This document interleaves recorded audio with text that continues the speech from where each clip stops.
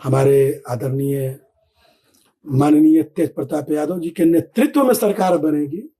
मैं हर एक विधानसभा में प्रत्येक गांव में रोजगार का अवसर प्रदान करूंगा। हर गांव में, प्रत्येक गांव में, एक गांव से कम 20 से 25 लड़के उसी गांव में रोजगार करेंगे 12 से 15 हजार।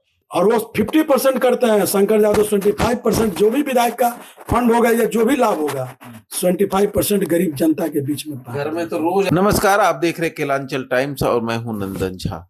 बिहार विधानसभा चुनाव का आगाज हो चुका है और हमारे साथ जो प्रत्याशी हैं, संभावित प्रत्याशी जनशक्ति जनता दल के मुख्य प्रवक्ता शंकर यादव हमारे साथ मौजूद हैं और मनेर विधानसभा क्षेत्र से जनता का आशीर्वाद मांग रहे हैं।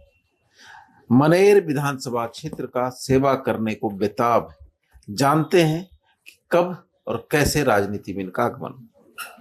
सर, राजनीति की हम अगर शुरुआत करें आपसे, राजनीति में कब आपका आगमन हुआ? देखिए, सर्वप्रथम मेरा पारिवारिक पृष्ठभूमि पहले से ही राजनीतिक रहा है और खासकर मनेर में विधानसभा में हमारे बड़े भाई कामेश्वर यादव लोक जनशक्ति पार्टी जब रामविलास पासवान जी का बना था 2002 में, उसी समय से उनके साथ थे मेरे बड़े भाई। 2005 में विधानसभा का चुनाव भी वो लड़े लोक जनशक्ति पार्टी की ओर से, और उनसे पूर्व में भी हमारे परिवार से लोग राजनीति में रहे हैं। तो उन्हीं से सीख लेते हुए अभी 2022 में हम नगर परिषद का चुनाव लड़ा वाइस चेयरमैन का, और मनेर नगर परिषद के हमारे जनता मालिक के द्वारा अच्छा आशीर्वाद मिला। और वर्तमान में मैं अभी डिप्टी उप सभापति बोलिए या इसको इंग्लिश में डिप्टी चेयरमैन बोलिए, डिप्टी चेयरमैन जी अभी पद पे हैं। सर, जनशक्ति जनता दल ही क्यों?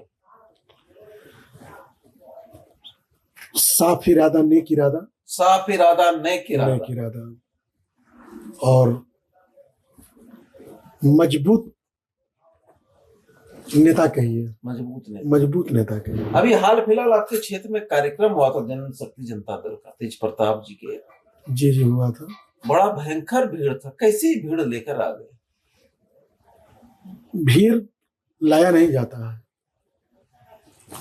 जब आप जनता के बीच में रहेंगे, आप काम करेंगे, तो चूंकि आप जनता के पसंद हो जाते हैं, एक बार आह्वान आप कर देते हैं तो जनता इस समय क्या खोजती है? काम। मेरा नेता समय पे उपलब्ध है या नहीं है, जब कॉल किए तो कॉल रिसीव किया या नहीं किया, आप उसके लिए। तो यही प्यार था मनेर की जनता का। जिस भीड़ का आप चर्चा कर रहे हैं, जो पूरे बिहार में देखने को मिला, वो जनता का प्यार था। जनता का प्यार। जनता के बीच जा रहे होंगे? लगातार रहता हूँ। क्या कहते हैं जनता? जनता कह रहे हैं कि अब आगे की ओर चलिए। आगे की ओर चलिए। जी। आप जनशक्ति जनता दल से हैं, आगे की ओर चलने की बात कर रहे हैं, लेकिन यहाँ तो दो ही धड़ा है, इंडिया वर्सेस एनडीए। एक कहता है 10,000 दे दिए, एक कहता है 2500 देंगे। आप क्या करेंगे? एक ने जो 10,000 दिया वो वोट खरीदने का प्रयास किया, और एक जो देने की बात कर रहे हैं, तो वो जब समय आएगा तब ना देंगे। महिलाओं को तो खरीद लिया उन लोगों ने 10,000। जी बिल्कुल।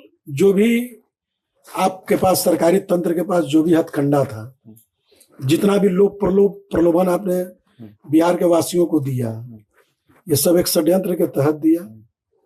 और 10,000 में अगर कोई रोजगार होता हो तो महिला खुश हो के मोदी जी कह रहे थे मुर्गा खरीदे, बच्चा खरीदे, अंडा बेचे, खुश हो गए। सबसे पहले 10,000 उनको अगर देना ही है तो अपने पार्टी के पदाधिकारी, उनके भी यहाँ बहुत सा महिला नेत्री होगी, पहले उन लोगों को 10,000 देते।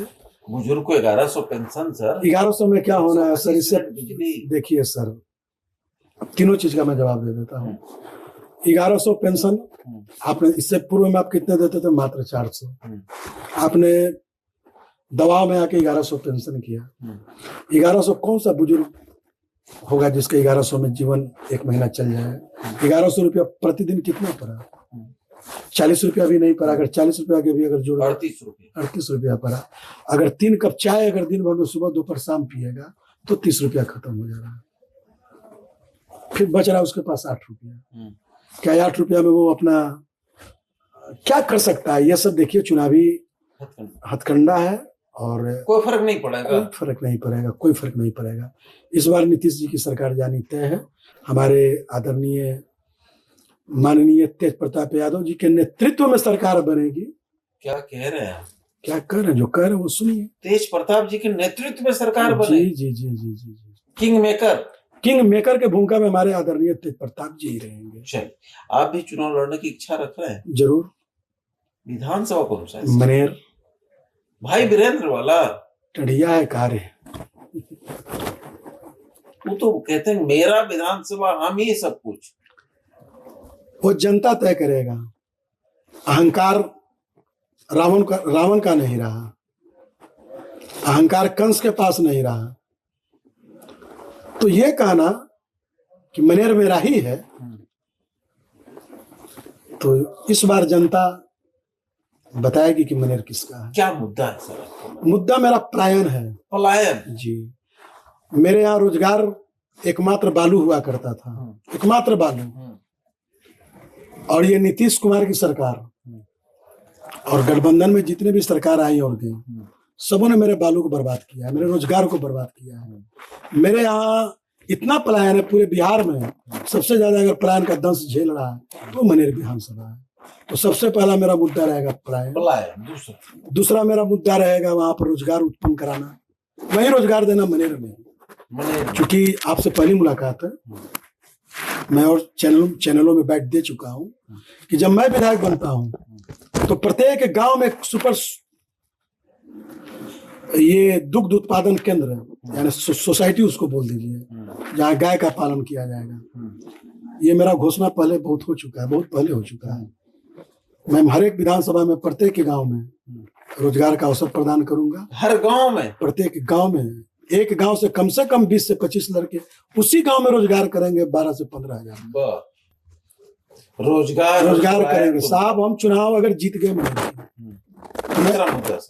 मैं अपने संपत्ति बनाने के लिए नहीं लड़ रहा हूँ। संपत्ति तो मैं आज भी चाहूँ तो चेयरमैन हूँ, बना सकता हूँ, लेकिन आज भी संपत्ति के पीछे मैं नहीं जाता हूँ।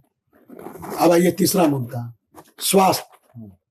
मेरे यहाँ पुराना एक PHC जो है वो आज भी है।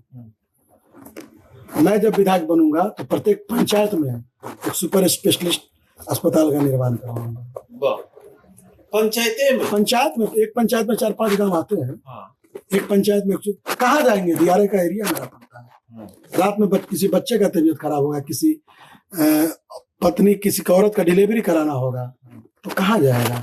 इसलिए उसे 5 गांव के अंदर में ही एक सुपर स्पेशलिस्ट अस्पताल का निर्माण कराऊंगा। और कुछ पूछना है तो आप? शिक्षा चौथा नंबर पे मेरा शिक्षा ही है। शिक्षा मेरे यहाँ बहुत बड़ा मुद्दा है और खासकर मेरे यहाँ डिग्री कॉलेज नहीं है।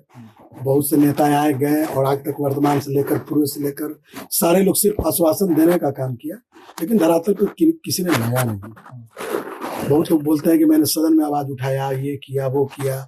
अरे भाई, आपने सदन में तो आवाज उठाया, लेकिन सड़क पर संघर्ष नहीं किया है आपने।